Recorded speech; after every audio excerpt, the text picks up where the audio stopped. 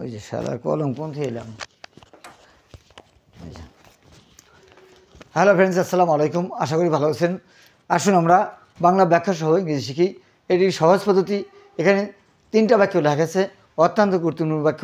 এই বাক্যগুলো আমরা অত্যন্ত ধৈর্য সহকারে দেখবেন, বুঝবেন, শুনবেন। আশা করি আপনারা ভালো করতে পারবেন।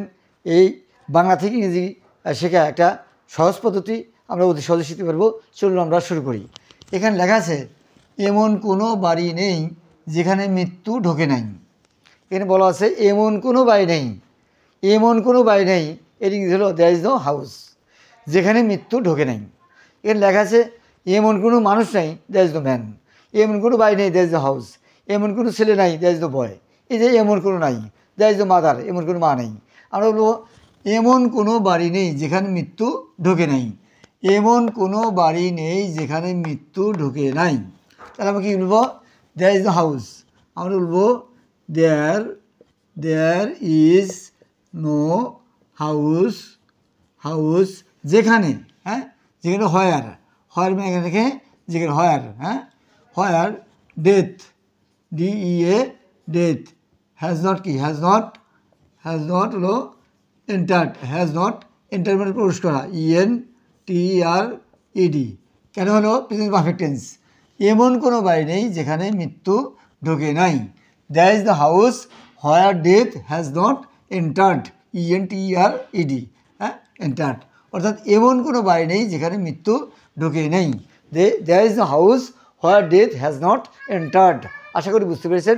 নেক্সট, মৃত্যুকে আলিঙ্গন করার জন্য, আলিঙ্গন, এটা হলো আলিঙ্গন। মৃত্যুকে আলিঙ্গন করার জন্য আমাদের সবসময় প্রস্তুত থাকতে হবে। মৃত্যুকে আলিঙ্গন করার জন্য আমাদের সবসময় প্রস্তুত থাকতে হবে।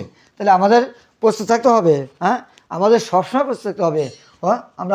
আমাদেরকেও প্রস্তুত থাকতে হবে, প্রস্তুত থাকতে হবে। এটা বাধ্যবাধকতা। উই মাস্ট, আমরা বলবো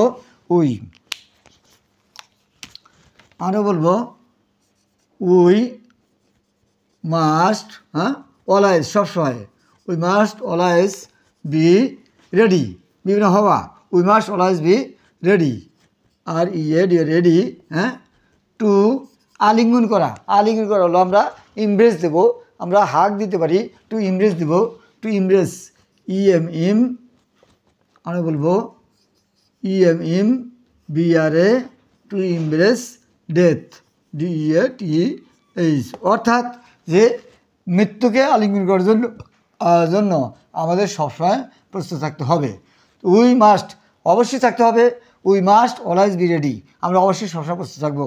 we must always be ready to embrace death. ইমব্রেস মানে আলিঙ্গন করা, ডেথ, মৃত্যু। নেক্সট, মৃত্যু কখনোই ঘন্টা বাজিয়ে আসে না। স্ট্রাইক মানে বাজা, স্ট্রাইক মানে কি বাজা, বেল মানে কি ঘন্টা। তো মৃত্যু আসে না, ডেথ ডাজ নট কাম আমরা দিতে পারি, মৃত্যু আসে না। অথবা কখনই যদি অনবলিক, নেভার, ডেথ নেভার কামস আমরা দিতে পারি, ডেথ নেভার কামস, হ্যাঁ। মৃত্যু কখনই আসে না, আমরা বলবো ডেথ, DEATH, ডেথ।